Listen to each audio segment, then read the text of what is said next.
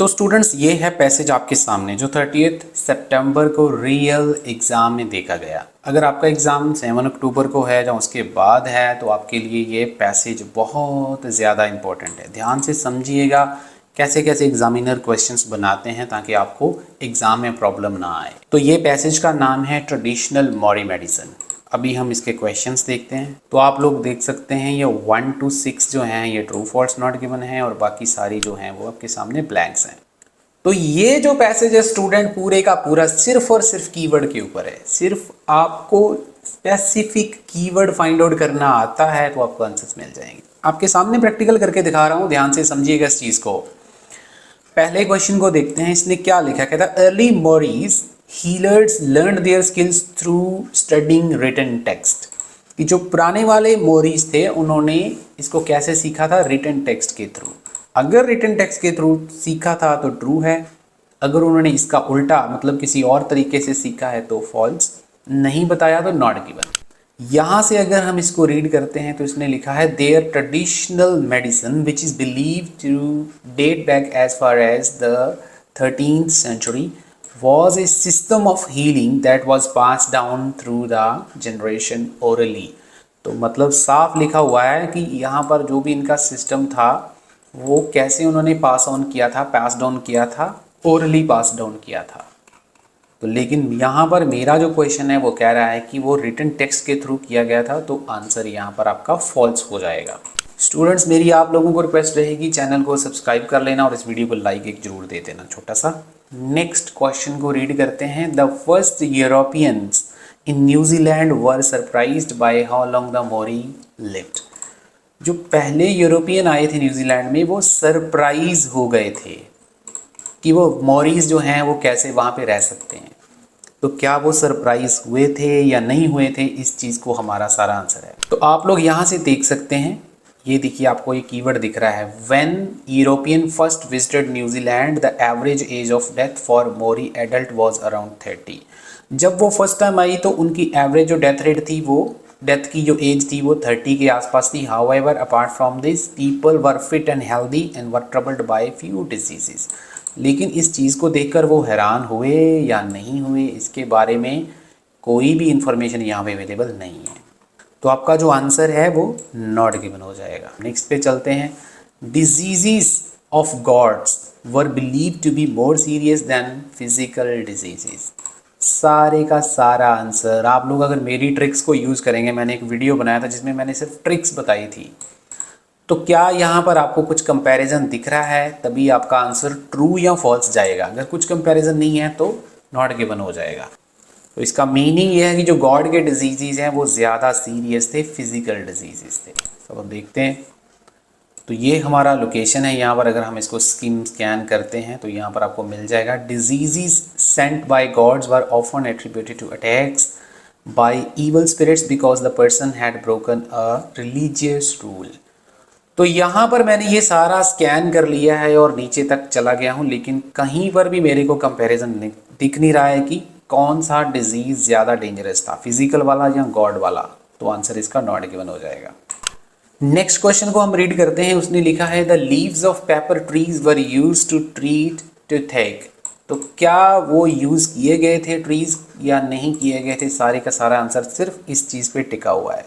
तो यहाँ पर हमें इसका लोकेशन मिल जाएगा, साफ साफ लिखा हुआ है the bark and leaves of paper tree were use to cut heal cuts wounds and stomach pens.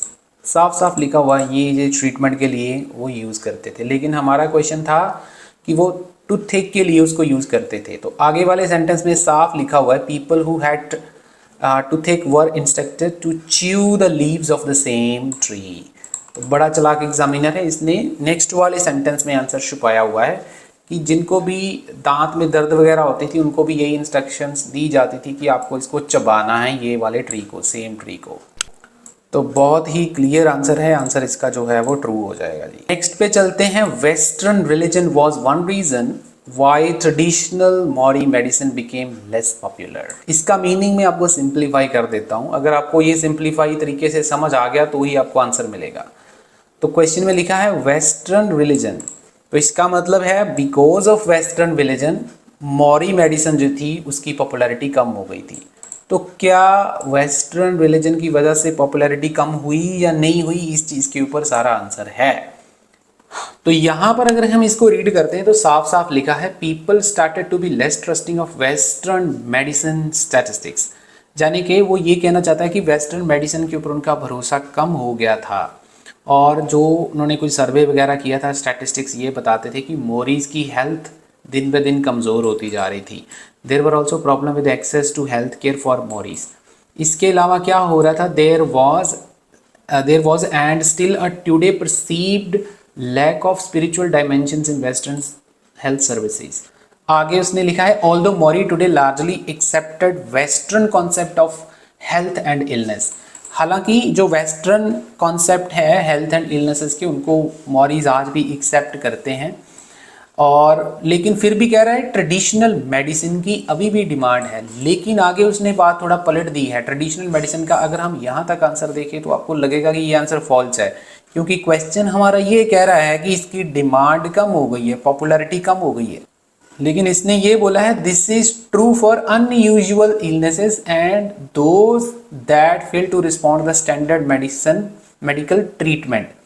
तो जो स्टैंडर्ड मेडिकल ट्रीटमेंट को रिस्पॉन्ड नहीं करती थी बीमारियां या मेडिसिन, उनके लिए सिर्फ ये चीज़ सच थी, but also common for element such as cold and influenza. तो इसलिए ये आंसर जो है वो फॉल्स हो जाएगा। काफ़ी ज़्यादा कंट्रोवर्शियल आंसर है, आपको थोड़ा सा ये डाउटफुल भी लग सकता है क्योंकि काफ़ी ज़्यादा इस चीज़ को घुमाया हुआ है। अब हम बढ़ते हैं हमारे लास्ट क्वेश्चन की तरफ। उसने लिखा है modern day Mori healers often reach the same conclusion. सारे का सारा आंसर इस लाइन के ऊपर टिका हुआ है।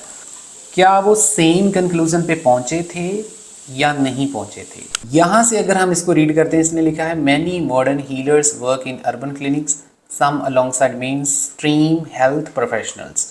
They experiment incorporating knowledge from Western and other medical system. इसका रिजल्ट क्या निकला? As a result, their modern day work has no standard system of diagnosis or widespread agreement about treatment. यहाँ पर ही आपका आंसर खत्म हो जाता है कि उनका रिजल्ट क्या था, कि उन्होंने क्या बोला कि their modern day work has no standard system of diagnosis. मतलब उन्होंने ये बोला कि कोई भी स्टैंडर्ड सिस्टम नहीं है और ना ही इसके ऊपर कोई एग्रीमेंट है। एग्रीमेंट, और वहाँ पर उसने लिखा था कि कंक्लूजन उनका सेम था, लेकिन ये कह रहा है यहाँ पर नो एग्रीमेंट। ये नो जो है ये दो चीज़ों के लिए है, एक तो स्टैंडर्ड सिस्टम के लिए और एक वाइड स्प्रेड एग्रीमेंट के लिए।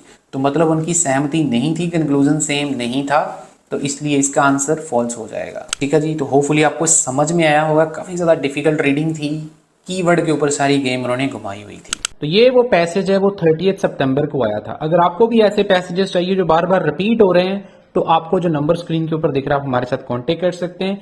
कल मैं इसकी ब्लैंक्स की वीडियो डालूंगा, चैनल के साथ जुड़े रहिए और इस वीडियो को लाइक करके चैनल को सब्सक्राइब कर देना। Thank you very much.